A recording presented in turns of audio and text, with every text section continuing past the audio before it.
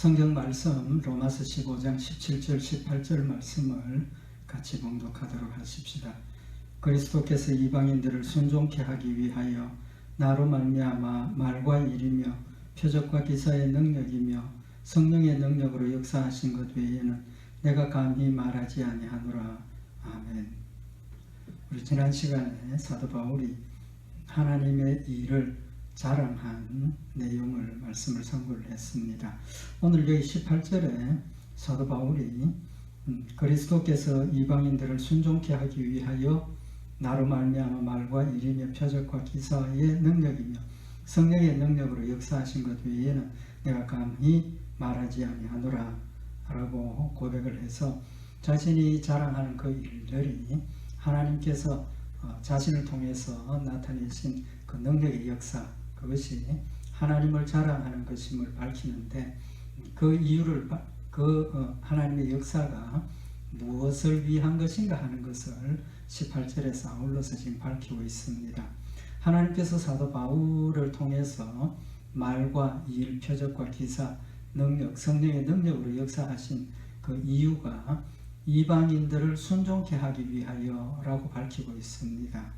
사도 바울이 하나님께서 자신을 통해서 역사하신 그 역사들을 자랑하면서 아울러서 하나님께서 그런 역사들, 다시 말하면 사도 바울의 그 사역을 통해서 이루시고자 하신 일의 목적이 뭔가 하는 것을 우리에게 밝혀주고 있는 말씀입니다. 하나님께서 사도 바울을 통해서 하나님의 능력의 역사를 나타내신 목적이 그리스도께서 이방인들을 순종케 하기 위하여라고 밝혔습니다. 그 의미가 뭡니까? 하나님께서 사도 바울을 이방인들의 제사장으로 세워주시고 이방인들에게 복음을 전하게 하신 것은 이방인들을 하나님의 말씀에 순종케 하도록 하기 위해서라는 겁니다. 결론은 하나님께서 이방인들에게 복음을 전하고 말씀을 전해주셔서 믿게 하신 이유는, 예수를 믿게 하신 이유는 하나님을 순종케 하기 위해서라고 밝히고 있는 겁니다. 그 의미가 뭡니까? 하나님이 우리에게 원하시는 것이 무엇인가 하는 것을 명백하게 밝히는 거죠. 하나님께서 우리에게 원하시는 것이 순종입니다. 이미 여러 번 우리가 말씀을 참고를 하고 언급을 했는데, 하나님 우리에게 원하시는 것은 순종입니다. 바로 그 의미를 밝혀주고 있는 겁니다. 하나님께서 아브라함을 택하신 목적이 뭐라고 그랬습니까? 창세기 18장 19절에 보면 내가 그로 그 자식과 권속에게 명하여 여호와의 도를 지켜 의와 공도를 행하게 하려고 그를 택하였나니, 하나님께서 아브라함을 택한 목적이 하나님의 도, 다시 말하면 하나님의 말씀을 지켜서 의와 공도를 행하게 하기 위해서라 그랬습니다. 의와 공의를 행하도록 하기 위해서 아브라함을 택하셨고 순종하게 하신다는 사실을 말씀을 하셨습니다. 그러니까 순종을 원하신다는 거죠. 아브라함을 택하신 목적이 순종을 원하신다는 겁니다. 성경에 보면 요한계시록 14장 4절에 보면 우리 성도들을 표현을 한 내용이 있습니다. 요한계시록 14장 4절에 보면 이 사람들은 여자로 더불어 더럽히지 아니하고 정결이 있는 자라. 여기 여자로 더불어 더럽히지 아니하고 정결이 있는 자다 하는 말은 하나님만 믿고 의지하는, 하나님을 사랑하는 자라는 뜻입니다. 우상 숭배하는 것을 하나님께서는 남편을 버리고 간음하는 그런 것과 같다라고 비유를 하신 것처럼, 오늘 이 사람들, 다시 말하면 성도들은 여자로 더불어 더럽히지 아니했다는 것은 우상을 숭배하고 하나님을 떠나는 그런 불신앙의 열매가 없었다는 거죠. 정절이 있었다. 믿음의 정절이 있는 자라 하시면서 어린 양이 어디로 인도하든지 따라가는 자며, 어린 양이 어디로 인도하든지 따라가는 자라 그랬습니다. 성도들의 특징, 우리 성도들의 특징은 하나님만 믿고 하나님만 사랑하고 의지하고 하나님이 이끌어 인도하시는 대로 어디든지 인도하시는 대로 따라가는 사람이라는 사실을 말씀을 하고 있는 겁니다. 결론적으로 하나님께서 우리를 택하신 목적이 무엇하기 위해서입니까? 순종하도록 하기 위해서라는 것을 밝히고 있는 겁니다. 그래서 하나님께서 우리에게 순종을 얼마나 원하시는가 하는 걸 우리가 알 수가 있죠. 하나님 우리에게 다른 것 원하지 않습니다. 순종을 원하시는 겁니다. 근데 오늘 여기 하나님께서 이방인들을 순종케 하기 위하여 라고 사도 바울이 표현을 한 이유가 뭔가 하는 걸 우리가 한번 생각을 해보자는 겁니다. 우리가 무엇으로 구원을 얻습니까? 이방인들이 구원을 얻는 이유가 뭡니까? 예수님을 믿음으로입니다. 믿음으로 구원받는 겁니다.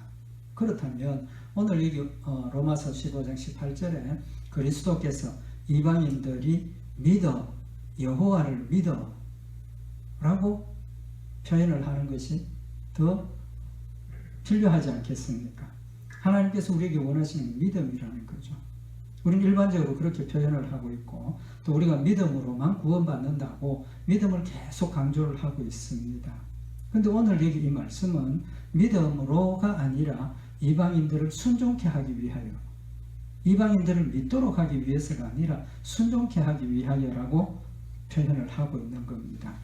하나님께서 우리에게 믿음을 주시고 믿도록 하시기 위해서 예수 그리스도를 보내시고 믿음으로 구원받게 하신 거죠. 우리는 그렇게 이야기를 하는데 오늘 여기 분명히 이방인들을 순종케 하기 위하여라고 표현을 했습니다. 그 이유가 뭐냐는 겁니다. 왜 믿음을 강조하시지 않고 순종을 강조하시고 믿음을 언급하지 아니하셨느냐는 겁니다. 그 이유가 뭐냐 하면 그 믿음의 의미를 우리에게 교훈을 하시는 겁니다. 왜 순종을 말씀을 하셨느냐 하면 믿음은 거짓으로 보일 수 있습니다. 믿음이 있는 것처럼 행동하고 말할 수 있다는 겁니다. 그러나 행동은 속일 수가 없다는 겁니다. 바꿔 말하면 믿음과 순종은 분리할 수 없습니다. 믿음에 반드시 순종이 따릅니다. 근데 믿음은 거짓으로 표현을 할 수도 있다는 겁니다. 근데 행함은 거짓말할 수 없다는 거죠. 그래서 순종을 강조하는 것은 믿음을 강조하는 겁니다. 무슨 믿음? 참 믿음. 거짓으로 믿는 척하는 것이 아니라 진정한 믿음을 요구하시기 때문에 순종케 하기 위하여라고 표현을 하는 겁니다. 늘 말씀을 드리지만 믿음과 순종은 분리할 수 없습니다. 하나입니다. 동전의 앞면과 뒷면과 같은 겁니다. 그래서 야고보서 2장 17절에 보면 이와 같이 행함이 없는 믿음은 그 자체가 죽은 것이라. 행함이 없는 믿음은 죽은 것이라고 말씀을 하셨습니다. 그래서 내가 믿음이 있다라고 이야기를 하고 내 믿음을 강조하고 내 믿음을 나타내 보이려고 하지만 그 믿음에 따른 행함이 없으면 그 믿음은 아무것도 아니라는 겁니다. 죽은 것이라는 겁니다. 그래서 야고보 2장 18절에 이어서 혹이 가로되 너는 믿음이 있고 나는 행함이 있으니 행함이 없는 네 믿음을 내게 보이라. 행함이 없는 네 믿음을 진정한 믿음인지 진짜 믿음을 내어 보이라는 겁니다. 행함이 없으면 믿음이 없다. 그런 결론을 말씀을 하시는 거죠. 그래서 나는 행함으로 내 믿음을 네게 보이리라. 나는 행함으로 내 믿음을 네게 보이겠다. 믿음이 있으면 행함의 열매가 반드시 따르기 때문에 그 행함을 내어 보이는 것이 행함의 열매가 곧 내 믿음을 증명하고 증거하는 것이죠. 그래서 야고보서 2장 21절에 보면 우리 조상 아브라함이 그 아들 이삭을 제단에 드릴 때에 행함으로 의롭다 하심을 받은 것이 아니냐. 행함으로 의로움을 받았다. 하나님께서 아브라함에게 이삭을 바치라 할 때 믿음으로 이삭을 바친 그 믿음이 그 행함이 자신의 믿음을 증명한 거라는 겁니다. 그래서 야고보서 2장 22절에 보면 네가 보거니와 믿음이 그의 행함과 함께 일하고 행함으로 믿음이 온전케 되었느니라. 믿음이 행함과 함께 일한다 그랬습니다. 그러니까 믿음이 항상 행함이 따른다는 것을 말씀을 하고 있는 겁니다.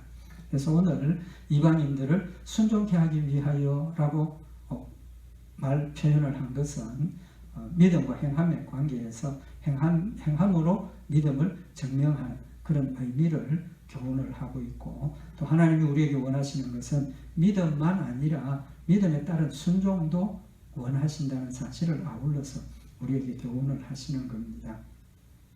그러면 우리가 잘 알지만 순종은 무엇인가 하는 것에 대해서 잠시 말씀을 상고하도록 하십시다. 하나님께서 우리에게 믿음을 주시고 순종을 하라 하시는 이유가 뭡니까? 하나님께서 우리에게 순종을 원하시는 것은 우리의 행복과 우리의 축복을 위해서 원하시는 겁니다. 신명기 10장 12절에 보면 이스라엘아 내 하나님 여호와께서 네게 요구하시는 것이 무엇이냐 곧 내 하나님 여호와를 경외하여 그 모든 도를 행하고 그를 사랑하며 마음을 다하고 성품을 다하여 내 하나님 여호와를 섬기고 하나님께서 우리에게 원하시는 것은 순종이라는 거죠. 하나님의 도를 행하는 것, 마음과 성품을 다해서 하나님을 섬기는 것이라고 말씀을 하시면서 그 이유를 하나님을 섬기고 하나님 말씀을 순종해야 하도록 하는 이유를 13절에 밝히고 있는데 내가 오늘날 네 행복을 위하여 네게 명하는 여호와의 명령과 규례를 지킬 것이 아니냐. 하나님께서 우리에게 명령을 지키라고 하시는 것은 하나님께서 우리에게 여호와의 규례를 지키라고 하시는 것은 네 행복을 위하여 라고 말씀을 하셨습니다. 내 행복을 위해서 순종하라는 겁니다. 하나님을 섬기라는 겁니다. 신명기 6장 24절에 여호와께서 우리에게 이 모든 규례를 지키라 명하셨으니 이는 우리로 우리 하나님 여호와를 경외하여 항상 복을 누리게 하기 위하심이며 또 여호와께서 우리로 오늘날과 같이 생활하게 하려 하심이라. 하나님께서 이스라엘 백성들에게 하나님의 명령과 규례를 지키라고 하시는 이유는 하나님을 경외해서 항상 복을 누리게 하도록 하기 위해서라고 명백하게 지금 밝혀주고 계시는 겁니다. 또 지금처럼 오늘날과 같이 하나님의 다스림심 안에서 보호하심 안에서 즐겁고 평안하게 하나님 주신 축복들을 받아 누리면서 살도록 하기 위해서라고 말씀을 하고 있는 겁니다. 하나님 우리에게 순종을 원하시는 것은 누구를 위한 겁니까? 나를 위한 겁니다. 나를 위한 겁니다. 하나님을 위한 게 아닙니다. 하나님 말씀을 순종함으로 내가 하나님의 약속하신 축복을 받아 누리고 하나님 주신 즐거움과 하나님 주신 평안과 하나님 주신 기쁨 가운데서 하나님 주신 축복을 누리면서 하나님을 영화롭게 하고 하나님을 기쁘시게 하는 그런 삶을 살라고 우리에게 순종을 요구하시는 거라는 겁니다. 우리가 잘못 생각하는 것 중에 신앙생활 하면서 잘못 생각하는 것 중에 하나가 뭐냐 하면 우리가 신앙생활을 열심히 하고 하나님을 섬기고 여러 가지 하나님의 일들을 할 때 마음속에 자신도 모르게 나는 지금 하나님을 위해서 열심히 일하고 있어. 나는 하나님을 열심히 섬기고 있어. 맞습니다. 하나님을 섬기지만 하나님을 위해서라고 표현을 하는 그 표현이 은연중에 누구를 위해서 한다는 겁니까? 하나님을 위해서 한다는 거죠. 맞습니다. 하나님을 위해서 하는 거 맞습니다. 그러나 그 결과가 누구에게 유익하냐는 겁니다. 하나님에게 물론 유익하지만 그것은 결과는 나에게 유익하다는 겁니다. 내가 하나님을 위해서 일을 하지만 내가 아니라도 그 일 하나님은 얼마든지 다른 사람을 통해서라도 하실 수 있고 하게 하신다는 겁니다. 그런 관점에서 보면 내가 열심히 하나님의 일을 하고 하나님 섬기는 그 일이 하나님을 위해서 하는 것이 아니라는 걸 우리가 인식을 하자는 겁니다. 하나님은 나 아니라도 그 일을 하게 하시고 이룰 수 있는 분이라는 겁니다. 그럼 결국은 누구를 위해서입니까? 나를 위해서인 겁니다. 나를 위해서.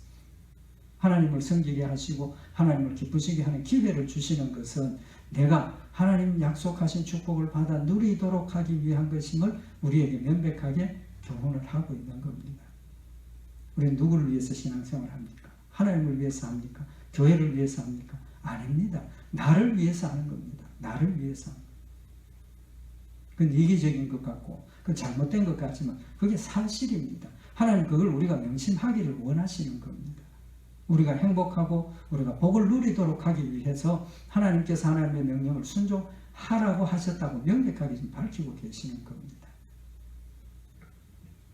하나님께서 이렇게 우리에게 하나님의 법을 지키라고 하시는 것은 하나님의 말씀을 순종하고 우리로 하나님의 축복을 받도록 하기 위해서라는 것을 명백하게 말씀을 하셨습니다.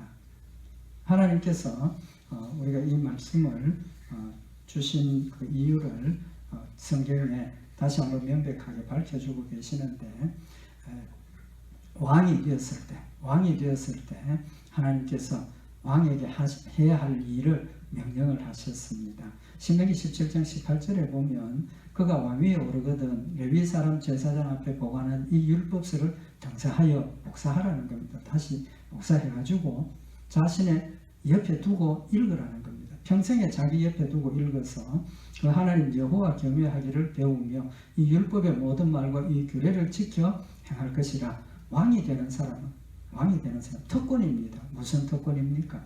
제사장만 보관하고 제사장이 보관하고 제사장만 상고하고 또 배워서 읽고 깨달아서 이스라엘 백성들에게 가르치는 그 율법서를 똑같이 복사를 해서 왕은 자기 옆에 평생 두고 읽을 수 있는 특권을 주신 겁니다. 왜 그 특권을 주셨습니까? 왕은 그 율법서를 읽고 하나님 여호와 경외하기를 배우고 그 율법의 모든 말과 규례를 지켜 행하도록 하기 위해서라고 했습니다. 제사장을 통해서 배우는 것이 아니라 언제든지 필요할 때 하나님의 말씀을 들쳐 읽고 또 하나님의 말씀을 늘 상고하고 하나님의 뜻이 무엇인가를 깨닫고 무엇이 바른 길이고 하나님이 원하시는 길인가 하는 것을 스스로 깨닫고 실천하라는 겁니다. 그 이유가 뭡니까? 그리하면 그의 마음이 그 형제 위에 교만하지 아니하고 이 명령에서 떠나 좌로나 우로나 치우치지 아니하리니. 하나님의 말씀을 지켜서 마음에 순종하면 또 그 명령에서 좌로 우로 치우치지 아니하고 그 명령대로 지켜나가면 이스라엘 중에서 그와 그의 자손의 왕위에 있는 날이 장구하리라. 왕이 하나님 말씀 좌우로 치우치지 않고 하나님 말씀대로 순종하면 왕도 축복을 받고 그 자손도 왕위에 영구히 있겠다라고 말씀을 하신 겁니다. 그 이유가 뭡니까? 왕이 하는 일이 뭡니까? 나라를 다스리는 일입니다. 나라를 다스리는 일이 하나님의 말씀에서 하나도 어그러지지 않고 하나님 말씀대로 나라를 다스리면 왕이 축복받는다는 겁니다. 왕이 축복받으면 누구도 축복받습니까? 이스라엘 백성도 축복받습니다. 왜 그러냐 하면 왕이 하는 일은 나라의 백성들이 질서를 지키고 또 서로서로에게 피해를 끼치지 않고 하나님의 법대로 하나님을 섬기도록 다스리는 것이 왕의 역할입니다. 그러니까 왕이 스스로 하나님을 경외하고 하나님을 두려워하고 하나님의 법에 철저하게 생활을 하면서 이스라엘 백성들을 철저하게 하나님 말씀대로 순종하도록 다스리면 이스라엘 백성도 하나님 법대로 순종하게 된다는 겁니다. 그러니까 나라가 평안하게 되고 나라 온 백성들이 전부가 하나님을 경외하고 하나님 말씀대로 순종하면 하나님 축복하신 약속을 왕뿐만 아니라 온 나라 백성들이 다 받아 누리게 된다는 거죠.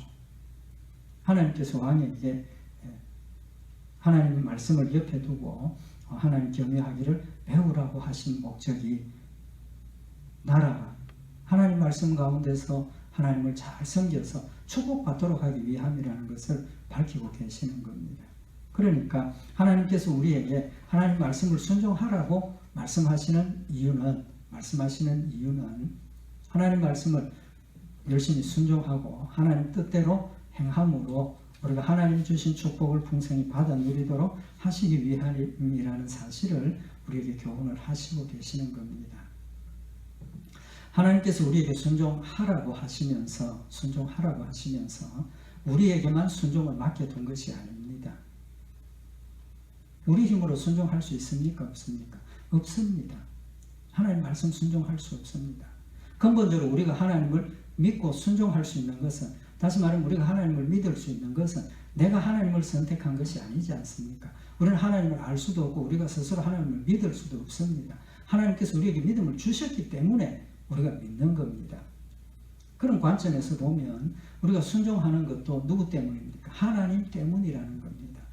근본적으로 우리가 순종할 수 있는 것은 하나님께서 나에게 믿음을 주셨기 때문에 순종할 수 있는 것이고, 그렇기 때문에 우리가 순종하는 것은 하나님이 나로 순종할 수 있도록 도와주셨기 때문이라는 겁니다. 그래서 근본적인 믿음을 가지게 하셨고, 믿음을 가지고 난 이후에도 하나님 말씀대로 순종할 수 있도록 도와주시는 하나님이십니다. 도우시는 하나님이십니다. 우리에게 맡겨두시고 네가 순종하면 내가 축복해주마, 그런 게 아니라는 겁니다. 대표적인 예를 보면 하나님께서 이스라엘 백성들에게 안식년을 지키라 하셨습니다. 6년 동안 농사짓고 1년은 토지를 묵히라는 겁니다. 농사짓지 않고 묵히라는 겁니다. 그러면 그 그 1년 동안 농사를 안 지으면 그 다음 해에 뭘 먹고 살 수 있습니까? 굶주리지 않겠습니까? 근데 하나님께서는 그렇지 않도록 도와주셨습니다. 레위기 25장 20절에 보면 혹 너희 말이 우리가 만일 제7년에 심지도 못하고 그 산물을 거두지도 못하면 무엇을 먹으리요 하겠으나 내가 명하여 제6년에 내 복을 너희에게 내려 그 소출이 3년 썩이에 족하게 할지라 너희가 제8년에는 파종하려니와 묵은 곡식을 먹을 것이며 제9년 곧 추수하기까지 묵은 곡식을 먹으리라. 하나님께서 안식년 지키라 하시면서 7년째 안식년에 농사를 짓지 않으면 그 농사 짓지 않는 해를 위해서 6년째 되는 해, 7년 되기 전 해에 3년 먹을 것을 족하게 주시겠다고 약속을 하셨습니다. 그러니까 한 해 농사 안 지어도 되는 거죠. 안식년을 지킬 수 있도록 하나님께서 도와주시는 겁니다. 또 하나님께서 이스라엘 백성들에게 절기를 지키라고 하셨습니다. 이스라엘 3대 절기가 있죠. 그 3대 절기를 지킬 때는 각처에 흩어져 있던 이스라엘 남자 장정들은 모두가 예루살렘에 다 올라와서 절기를 지키라고 명령을 하셨습니다. 그러면 이스라엘 나라 주변을 둘러싸고 있는 이방 나라가 많지 않습니까? 그때를 틈을 타서 이방 나라를 침공을 하면 공격을 하면 방어할 사람이 없으니까 나라가 무너질 수밖에 없습니다. 점령당할 수밖에 없는 거죠. 근데 출애굽기 34장 24절에 보면 내가 열방을 네 앞에서 쫓아내고 네 지경을 넓히리니 네가 매년 3번씩 여호와 너희 하나님께 보이러 올 때에 아무 사람도 내 땅을 탐내어 엿보지 못하리라. 하나님께서 국경을 비워두고 예루살렘으로 모였을 때 이방 나라 사람들이 이스라엘 나라를 탐내고 공격하지 못하도록 지켜주시겠다. 사람이 지키는 것보다 하나님이 지키시니까 완벽하게 지켜주시는 거죠. 보호해 주시는 거죠. 그러니까 하나님께서 3년 3번 절기를 지키라고 하시면서 절기를 충분히 평안하게 기쁨으로 하나님 앞에 절기를 지킬 수 있도록 도와주시겠다고 보호하시겠다고 약속을 하신 겁니다. 마찬가지로 우리에게도 하나님 말씀대로 순종하면 그 순종하는 일을 순종할 수 있도록 돕게 하시고 또 내가 순종해서 손해볼 것 같지만 손해보지 않도록 더 좋은 것으로 채워주시겠다. 복을 누리도록 하시겠다. 약속하셨다는 겁니다. 다니엘이 포로로 잡혀갔을 때 왕의 진미로 자기를 더럽혀야 하는 그런 상황이 되었을 때 다니엘서 1장 8절에 보면 다니엘은 뜻을 정하여 왕의 진미와 그의 마시는 포도주로 자기를 더럽히지 아니하리라 하고 자기를 더럽히지 않게 하기를 환관장에게 구하니 하나님이 다니엘로 환관장에게 은혜와 긍휼을 얻게 하신지라. 환관장, 다시 말하면 다니엘을 관리하는 그 책임자가 다니엘이 나는 왕의 진미를 먹지 않고 채소만 먹겠습니다 했을 때 좋다 그럼 그렇게 한번 해봐라. 해보고 되면 하고 안 되면 다시 돌아가자. 은혜를 입도록 하나님께서 도와주신다는 겁니다. 도와주셨다는 겁니다. 결과가 뭡니까? 왕의 진미를 먹은 사람들보다 채소만 먹은 다니엘과 다니엘의 세 친구들이 얼굴이 더 좋고 지혜롭고 결국 그들이 선택되도록 하나님께서 도우시는 하나님이시라는 겁니다. 에스겔서 36장 27절에 보면 하나님께서 이런 역사를 우리에게 하신다는 사실을 분명히 말씀을 통해서 약속을 하셨습니다. 에스겔서 36장 27절에 보면 또 내 신을 너희 속에 두어 너희로 내 율례를 행하게 하리니 너희가 내 규례를 지켜 행할지라. 우리 힘으로 하는 것이 아니라 우리에게 믿음을 주셨고 내 안에 계시는 성령님께서 역사하셔서 하나님의 말씀을 행하게 하시겠다고 약속하셨습니다.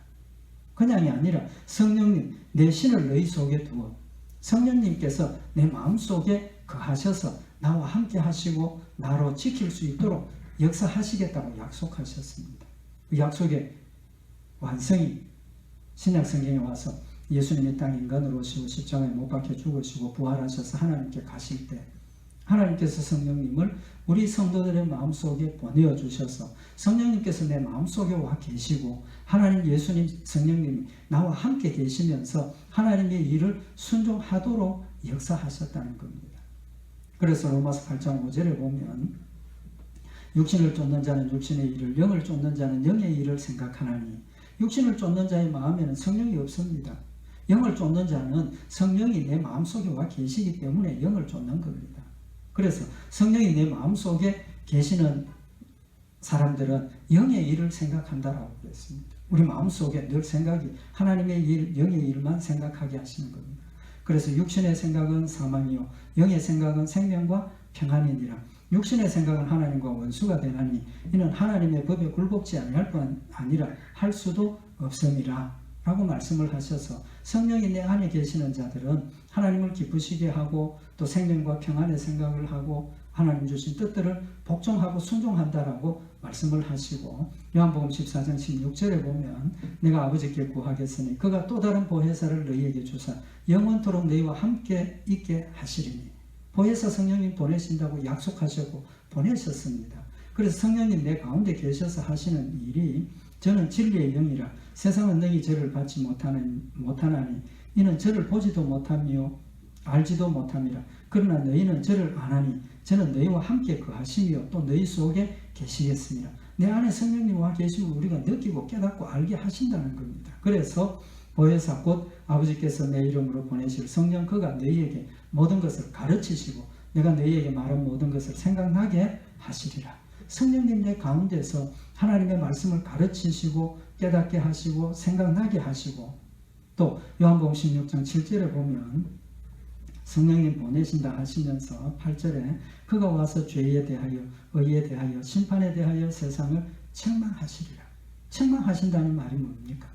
하나님께서 우리의 마음속에 내 죄를 깨닫게 하신다는 겁니다. 하나님의 말씀을 통해서 내 잘못과 내 생각과 뜻들이 잘못된 것, 또 하나님의 뜻을 바른 것 깨닫게 하시고 그래서 순종하도록 성령님께서 역사하신다는 사실을 말씀을 하고 있는 겁니다. 고린도전서 2장 12절에 보면 우리가 세상의 영을 받지 아니하고 오직 하나님께로 온 영을 받았으니 이는 우리로 하여금 하나님께서 우리에게 은혜로 주신 것들을 알게 하려 하시니라. 성령님 내 마음속에 역사하셔서 하나님의 말씀만 깨닫고 순종하게 하시는 것이 아니라 성령님께서 하나님의 은혜로 주신 것들을 우리가 깨닫도록 하신다는 겁니다. 하나님 은혜로 주신 것을 깨달으니까 우리 마음속에 뭐가 생깁니까? 감사가 생기죠. 기쁨이 생깁니다. 또 하나님을 사랑하게 되는 겁니다. 그래서 성령님께서 말씀과 또 하나님의 은혜로 주신 것들을 깨닫게 하셔서 우리의 마음속에 하나님의 은혜를 깨닫게 하시고 하나님의 사랑을 느끼고 깨닫게 하셔서 사랑으로 즐거움으로 자원해서 하나님을 순종하도록 하는 열매를 맺는다는 사실을 말씀을 하신 겁니다. 말씀 순종은 내 힘으로는 절대로 안 됩니다. 우리 사람들의 능력으로는 절대로 불가능합니다. 그러나 하나님께서 택한 백성들에게 성령님 보내주셔서 내 안에 계시면서 말씀으로 깨닫게 하시고 가르쳐 주시고 또 책망하셔서 돌이키게 하시고 그래서 우리가 하나님 말씀을 순종하도록 하신다는 사실을 말씀을 하시는 겁니다. 창세기 28장 19절에 아까 봉독해드린 말씀처럼 하나님께서 아브라함을 택하신 목적은 여호와의 도를 지켜 의와 공도를 행하게 하려고 택하셨다라고 하셨고 아브라함이 그 말씀대로 잘 순종했습니까? 못했습니까? 못했지 않습니다. 못했습니다. 믿음의 조상임에도 불구하고 그의 처음 믿음은 늘 의심하고 바로 하나님 약속하셨습니다. 하나님 보여주십시오. 뭘로 믿을까요? 이런 불신앙에 연약한 사람이었지만 하나님께서 이삭을 바치라 할 때 그의 믿음이 자라서 하나님이 원하시는 대로 순종하는 믿음이 된 겁니다. 그래서 창세기 22장 12절에 보면 사자가 가라사대 그 아이에게 내 손을 대지 말라 아무 일도 그에게 하지 말라 네가 네 아들 네 독자라도 내게 아끼지 아니하였으니 내가 이제야 네가 하나님을 경외하는 줄을 아노라. 이제야 네가 하나님을 경외하는 줄 아노라. 무슨 말입니까? 하나님께서 몰랐습니까? 알았습니다. 왜 이런 말씀을 하십니까? 아브라함에게 이제는 네가 나를 경외하는 자가 되었구나. 네 믿음을 내가 인정한다. 그 뜻입니다. 아브라함이 하나님 말씀 믿지 못하고 아내 사라를 누이라 하고 속이고 하나님께서 이 땅을 네게 주리라. 하나님 뭘로 믿을까요? 이런 연약한 불순종의 연약한 믿음의 아브라함을 버리지 아니하시고 잘못했을 때 책망하시고 버리지 아니하시고 그 가운데서 역사하셔서 이렇게 세워주시고 지켜주시는 역사들을 아브라함이 체험을 하면서 하나님 정말 살아계시는구나. 하나님 정말 나를 사랑하고 계시는구나. 하나님 나를 지키시고 계시는구나. 깨달았고 이제는 하나님을 의지하고 하나님을 경외하고 순종하는 것만이 내가 할 수 있는 길이구나. 순종하면 하나님 약속하신 것을 이루어 주시는구나. 그런 믿음이 생겼기 때문에 이삭을 하나님께 바치게 되는 겁니다. 아브라함 홀로 믿음이 그렇게 자란 것이 아니지 않습니까? 하나님 함께 하셨고 연단하셨고 깨우쳐 주셨고 돌이켜 주셨기 때문입니다. 우리의 신앙의 삶도 마찬가지입니다. 하나님 우리를 하나님 말씀 순종하도록 하기 위해서 택하셨고 순종할 수 있도록 약속도 주셨고 또 우리가 의심하고 넘어졌을 때 깨우쳐 주시고 회복해 하셔서 우리의 마음속에 하나님을 더욱 믿고 의지할 수 있도록 인도하시는 하나님이시라는 사실을 우리 오늘 한 번 더 마음에 새기고 하나님 원하시는 믿음 가운데서 하나님만 믿고 의지하며 하나님 말씀을 온전하게 순종하는 우리 복된 성도들로 성장하고 성숙한 복된 역사에 있기를 바랍니다. 기도드리십시다. 사랑의 하나님 아버지, 연약한 우리들을 사랑하셔서 믿음 가운데 세워주시고 또 늘 말씀 가운데 순종하게 하셔서 하나님 살아계심을 체험하게 하셔서 우리의 믿음이 그리스도의 장성한 분량까지 자라게 하심을 다시 한번 마음에 기억하게 하시고 성령님 내 마음속에서 역사하시는 역사들을 느끼고 깨닫게 하셔서 성령의 역사를 소멸하지 않고 성령이 인도하시는 대로 순종하여서 아브라함에게 네가 이제야 나를 경외하는 줄 아노라 라고 하신 그 축복의 인정이 우리 성도들 각각에게도 이루어지는 놀라운 역사에 있게 하여 주시옵소서. 늘 함께 하시고 성리케 하실 줄 믿고 감사드리오며 우리 주 예수 그리스도의 이름으로 기도드리옵나이다. 아멘.